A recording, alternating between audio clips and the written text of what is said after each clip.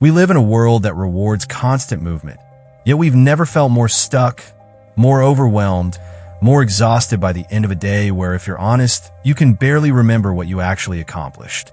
What if the thing you've been taught to chase, more hustle, more hours, more control over every outcome, is the exact thing standing between you and the breakthrough you're looking for?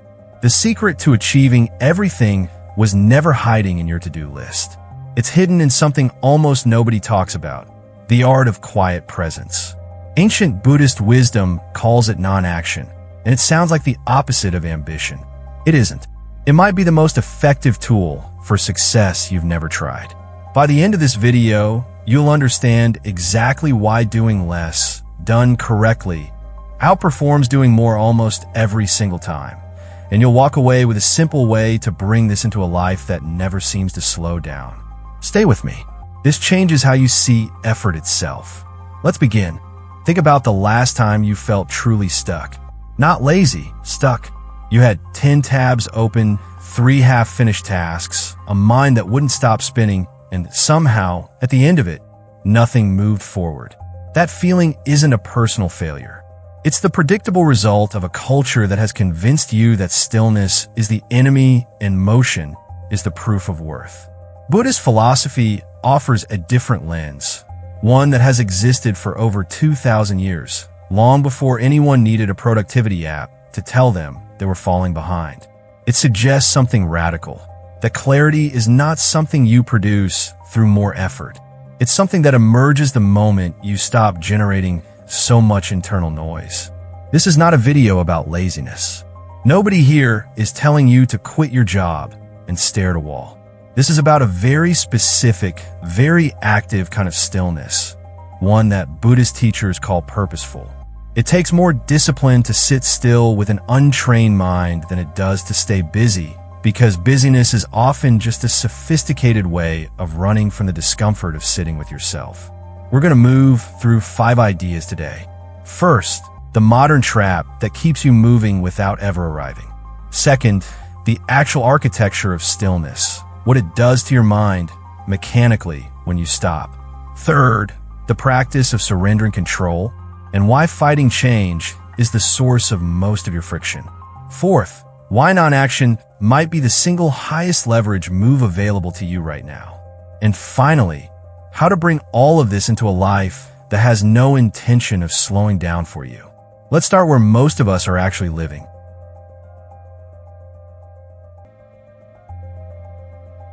Here's a pattern worth noticing. The busier the world gets, the less anyone seems to actually finish. Notifications multiply. Inboxes refill themselves overnight. The to-do list that felt manageable in January somehow has more items on it in December than it did at the start of the year. And yet almost everyone you know is working harder than they were 5 years ago. This is not a coincidence.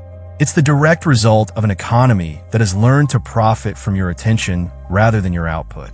Every app, every platform, every notification is engineered to interrupt whatever you were doing and pull you somewhere else.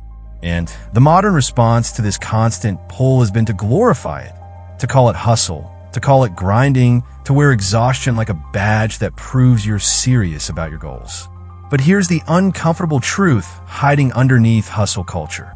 Being busy and being effective are not the same thing, and most people have quietly confused the two.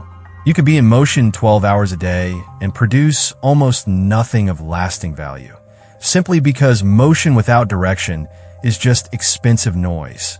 There's a concept in behavioral science called action bias, the deeply human tendency to prefer doing something, anything, over doing nothing, even when doing nothing is the smarter move. Think about a goalkeeper facing a penalty kick. Statistically, staying in the center of the goal gives them the best chance of stopping the ball, because most penalties are aimed at the corners only slightly more than the center.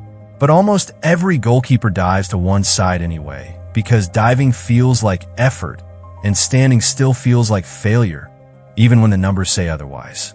We do the exact same thing with our careers, our health, our relationships. We take action because taking action feels safer than sitting with uncertainty, even when the action we're taking is the wrong one. This bias has only gotten stronger as the tools around us have gotten smarter at exploiting it. The apps on your phone are not neutral. They're built by teams whose entire job is to make stillness feel uncomfortable, to make sure that the moment your mind has a spare second, there's a notification, a feed, a red dot waiting to fill it. This isn't a conspiracy theory. It's simply how the modern attention economy is designed to function. And it means the pull toward constant motion isn't just cultural anymore. It's engineered, refined, and tested against millions of people to be as effective as possible at keeping you moving instead of thinking. This makes the choice to be still no longer a small, quaint idea.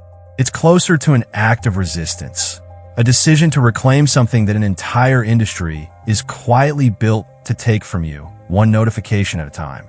This is where an old Buddhist idea becomes surprisingly practical. The concept of right effort. Right effort isn't about maximum effort. It's about correctly placed effort. Energy applied where it actually produces results, and deliberately withheld where it only produces the appearance of progress. A farmer does not pull on a seedling to make it grow faster. The pulling doesn't speed anything up. It just damages the roots. Yet this is exactly what most of us do to our own goals. We pull, force, and push, convinced that more visible effort must equal more results, when often it just means more damage to something that needed patience instead of pressure. Exhaustion was never a requirement for success. It just became a story we told ourselves to justify why we felt so tired all the time. Somewhere along the way, tiredness became proof of virtue instead of a warning sign that something in the system needed to change. Look at how this shows up in ordinary life. Someone spends their entire evening working, switching between 6 browser tabs, replying to messages that could have waited until morning, half watching a show while drafting an email. And at the end of it, they feel accomplished simply because they were occupied the whole time. Meanwhile, someone else spends 45 focused minutes on the one task that actually mattered, closes the laptop, and spends the rest of the evening genuinely present with their family. Ask which one of them actually moved their goals forward, and it's rarely the person who stayed busiest. The same pattern shows up in fitness, in relationships, in creative work. Someone trains for 2 exhausting hours a day with poor form and no rest, wondering why they're not progressing, while someone else trains for 40 minutes with full focus and proper recovery and outpaces them within months. The busy person isn't lazy. They've simply confused motion with progress, and nobody ever taught them the difference. So, here's the first shift worth making. Stop measuring your day by how much you moved and start measuring it by whether the movement actually mattered. A single hour of focused, correctly placed effort will consistently outperform 10 scattered hours of anxious motion. This isn't philosophy for its own sake. It's the foundation for everything we're about to cover, because you cannot access real stillness while you're still worshiping the exhaustion that hustle culture sold you.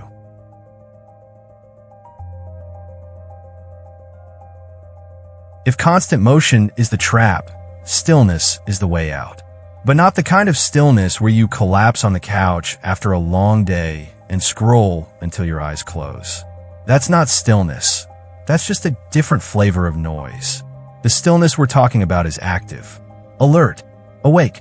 In Buddhist practice, it has a name, zazen, which simply means seated meditation, sitting with full awareness and without an agenda.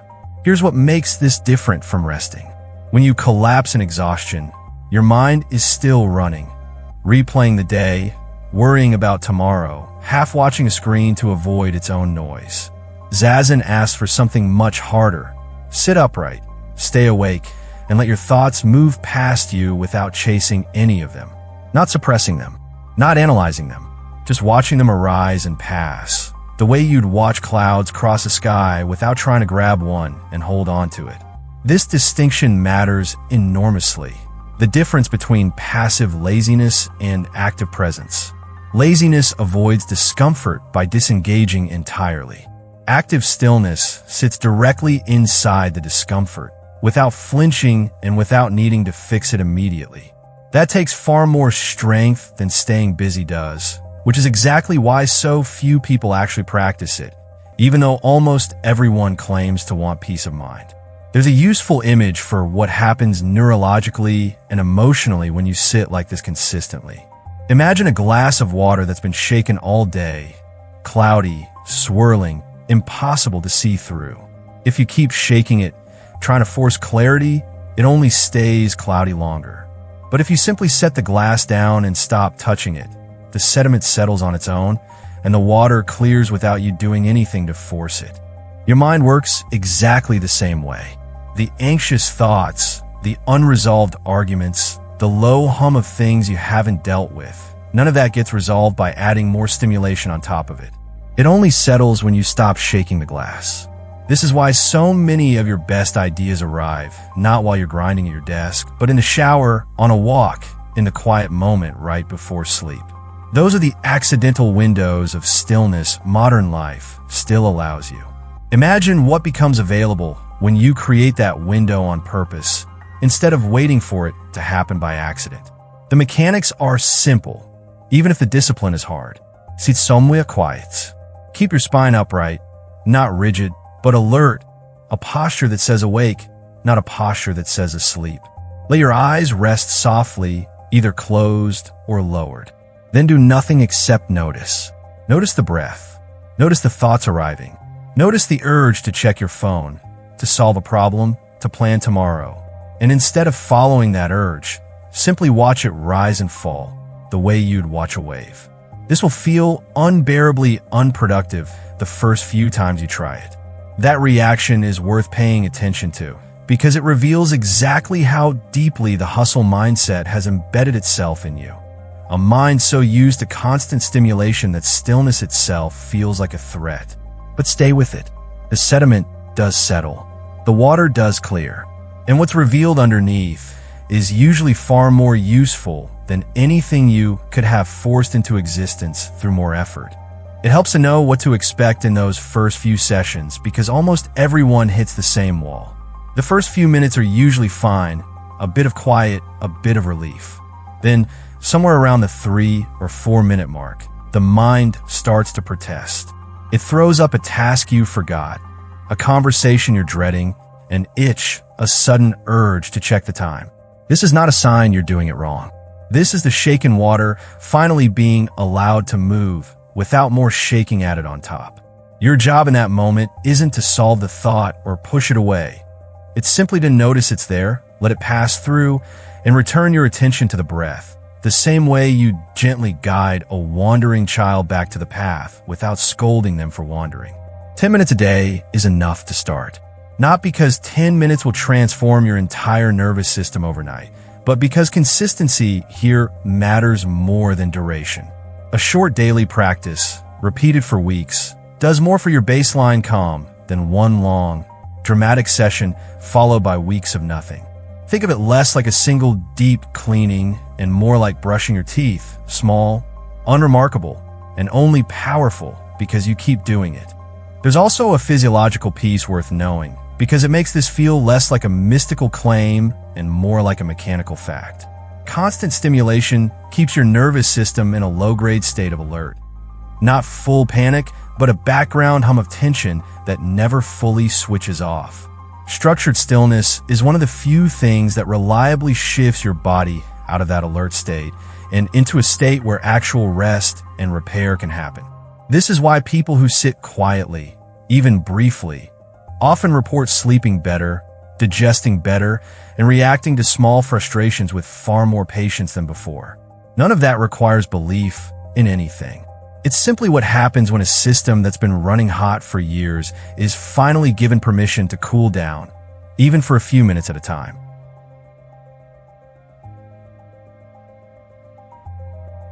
Once the water clears a little, something becomes visible that constant motion always kept hidden.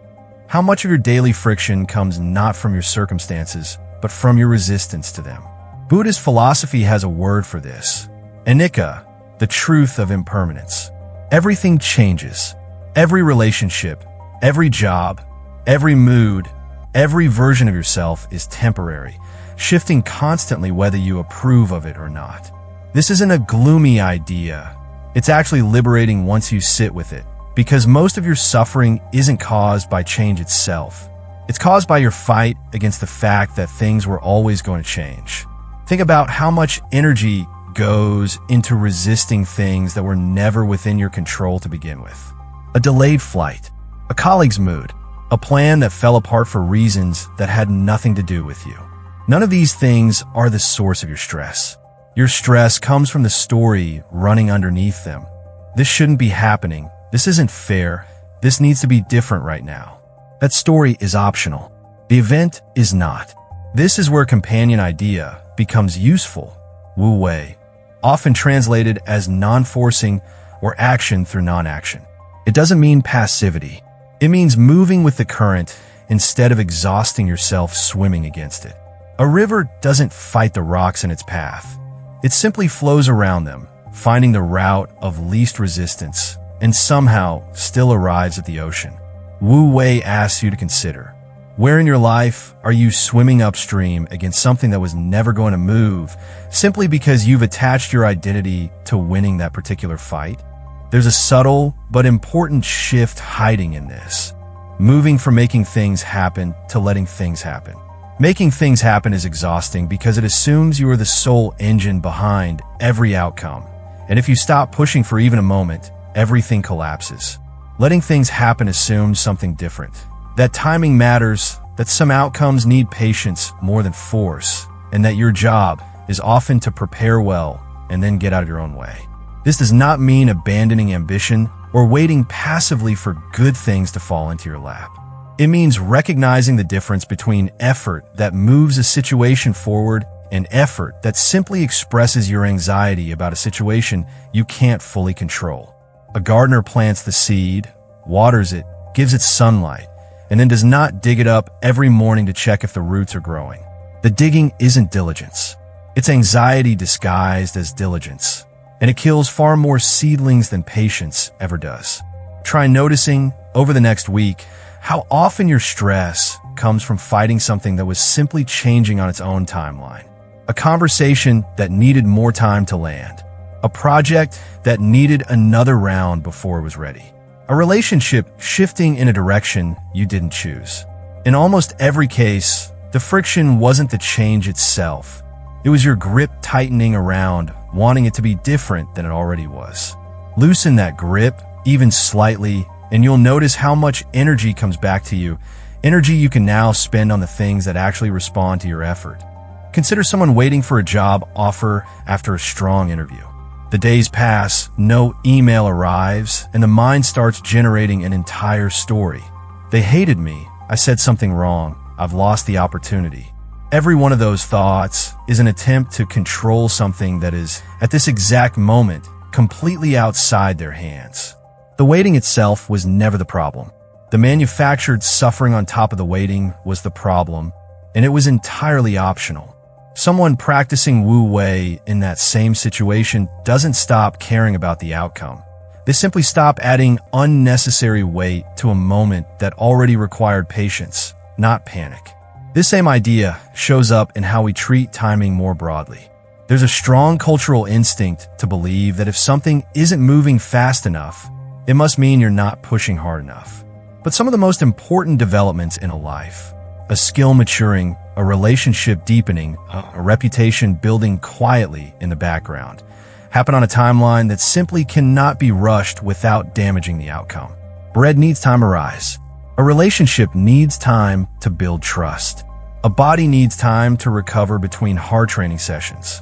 None of these things move faster because you become more anxious about them. They move at the pace they move, and your only real choice is whether you spend that waiting period in tension or in trust.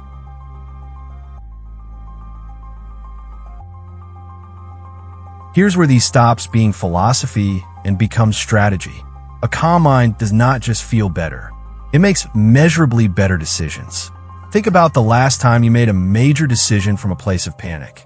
A rushed reply to a difficult email, an impulsive purchase, a quick reaction to criticism that you regretted within the hour. Now think about a decision you made from a place of genuine calm, where you'd actually given yourself room to think before responding. The quality gap between those two decisions is enormous. and it has nothing to do with intelligence. It has everything to do with the state you were in when you made the call. This is why so many of the most effective people you'll ever study, across business, art, athletics, leadership, treat stillness as a tool rather than a luxury. Not because they have more time than everyone else, but because they understand something counterintuitive. The quality of a decision made in 60 seconds of clarity often outweighs 10 hours of decisions made in scattered anxiety. Busy people chase more information, more meetings, more input, convinced that the answer is hiding somewhere in the noise. Often, the missing link was never buried in more data. It was buried under the noise itself, waiting for the moment someone finally stopped long enough to hear it. You can see this pattern in how skilled decision makers actually operate under pressure. Even in high-stakes moments, most people would expect to be pure chaos. A seasoned surgeon doesn't rush the moment before a difficult incision. There's a beat of stillness first, a settling before the hands move. A skilled negotiator doesn't fill every silence in a conversation. They let the silence sit, because the party who feels the need to fill the quiet is usually the one who ends up giving something away. In both cases, the pause isn't hesitation. It's exactly where the clarity that produces the next correct move actually comes from. There's a filtering effect that stillness produces, and it might be the most practical benefit of all. When your mind is constantly in motion, everything feels urgent. Every task looks equally important because you never have the internal quiet required to actually rank them. But the moment you create space, even 10 minutes of genuine non-doing, a strange clarity emerges. Suddenly you can see which 3 tasks on your list of 20 actually move the needle, and which 17 were just noise dressed up as productivity. This lines up with something you've probably encountered before. The idea that a small percentage of your effort tends to produce the large majority of your results. Most people never identify that small percentage. Not because it's hidden, but because they're moving too fast and too anxiously to notice which actions are actually working. Stillness acts like a filter. It doesn't add more options to your day. It removes the false ones, leaving you with a shorter, sharper list of things that actually deserve your energy. Picture someone running a small business, drowning in 20 open tasks, emails, invoices, marketing ideas, half-finished projects, convinced that all 20 are urgent. They sit down for 15 quiet minutes. No phone, no screen, just breath and attention.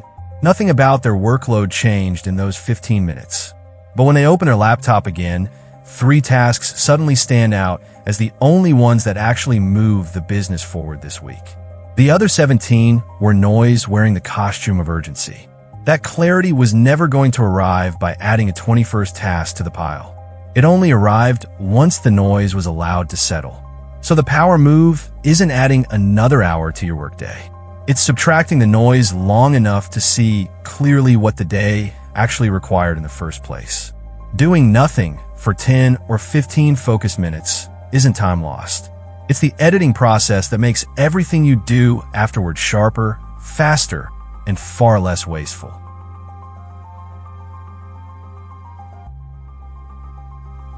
None of these matters if it only works on a meditation cushion in a quiet room you rarely get to sit in. The real test is whether this idea survives contact with an actual Monday. Meetings back-to-back, a phone that won't stop buzzing, people who need answers from you right now. Here's the good news. Purposeful stillness doesn't require an hour of silence to work. It scales down into what we can call micro-stillness, small, deliberate pauses inserted into an otherwise relentless day. These are not the same as a formal meditation practice, but they carry the same principle. Stop, notice, let the noise settle, then act. One version of this is a single conscious breath before opening your laptop in the morning. Not a 10-minute ritual, just one full breath, taken on purpose before the day's demands start pulling at your attention. Another version is a 60-second pause before responding to a message that triggered you, giving the reactive impulse time to pass before your reply gets sent. Another is simply eating one meal a day without a screen in front of you, Let your nervous system have a few uninterrupted minutes rather than constant stimulation stacked on top of eating. None of these require you to leave your job, your responsibilities, or your ambitions behind. They ask for something much smaller, tiny windows of non-doing, sprinkled through a day that has no intention of slowing down on its own. Over time, these micro-pauses accumulate into something larger, a nervous system that isn't constantly running at full alert, a mind that has practiced letting go enough times that it can find that same clearing even under real pressure. A useful way to anchor this is to attach it to something you already do every day rather than adding a brand new task to remember.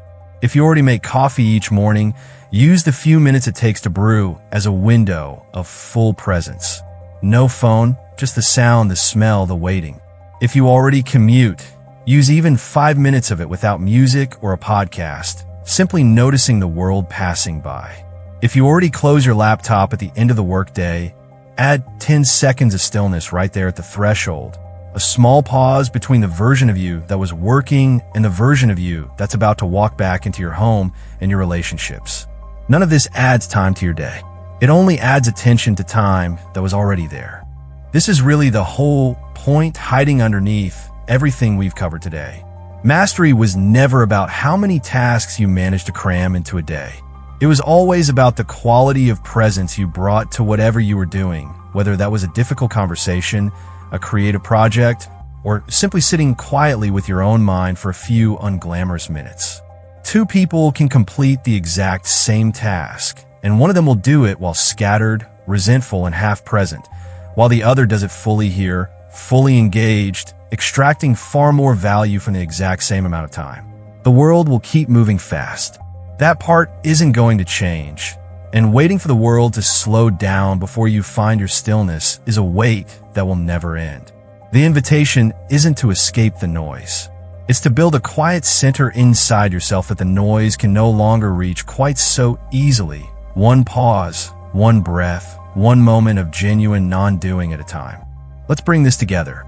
The modern world rewards constant motion, but motion without direction is just expensive noise, and exhaustion was never proof that you were on the right track. Purposeful stillness, active, alert, awake, allows the sediment of daily anxiety to settle, revealing a clarity that force could never produce. Surrendering the illusion of control means recognizing that most of your friction comes not from your circumstances, but from your resistance to their natural, constant change. Non-action, done correctly, is not the absence of power. It's often the source of your clearest, highest leverage decisions. And none of this requires a retreat in the mountains. It only requires small, repeated windows of genuine stillness, built into a life that was never going to slow down for you. Doing nothing, when it's done on purpose, is not the opposite of achievement. It might be the most direct path to it. If this video gave you even one moment of clarity, do 3 quick things before you go. Like this video, so more people who need to hear this actually find it. Subscribe if you want more of this kind of thinking, because there's a lot more where this came from. And share it with the one person in your life who's always moving and never resting. They'll know exactly why you sent it. If you're still here, you already know that patience like this is rare. Let me know in the comments which part of this hit you the hardest, and I'll see you in the next one.